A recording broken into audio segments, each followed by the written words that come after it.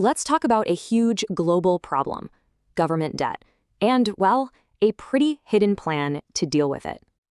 Right now, in advanced economies, public debt is a wild 110% of their entire GDP. That's what you'd call a debt trap. So how do governments get out? Let's check the options.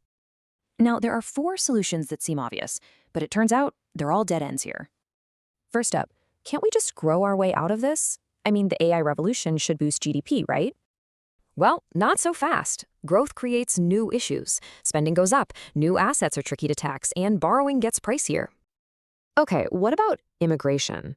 Just bring in more young workers to pay taxes. Sounds simple. Yeah, the math just doesn't work. The number of people needed, it's just not politically or mathematically possible. Then there's the classic move, austerity. Cut spending, raise taxes. Painful, but straightforward. But get this, in the US alone, that means finding $1.5 trillion in cuts every single year. That's more than the entire defense budget. Politically, there's just no way those cuts or taxes will happen. So if you can't pay, why not just not pay? Default, rip up the bills and start fresh. Because that would literally cause a global financial apocalypse. The fallout, it's just too catastrophic to even consider. So if all the normal exits are blocked, what's left? Well, history actually points to another way out. Believe it or not, we've been here before. After World War II, governments used a very specific playbook. It's a strategy called financial repression. So how does this thing actually work? It's pretty simple. If inflation is higher than the interest you pay, the real value of the debt just shrinks.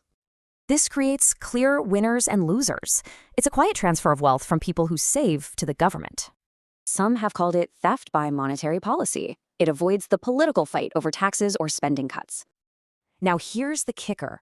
This isn't just some theory. The argument is it's already started. So what's the end game? Think of it as a 15-year project, a slow, managed bleed, not a sudden crisis. And you know what? The smart money is already moving. Central banks and savvy investors see the writing on the wall. So the big takeaway is this isn't about what might happen. The heist of the century is already in progress. Which leaves us with one final big question. Since this is all happening so gradually, will we even notice?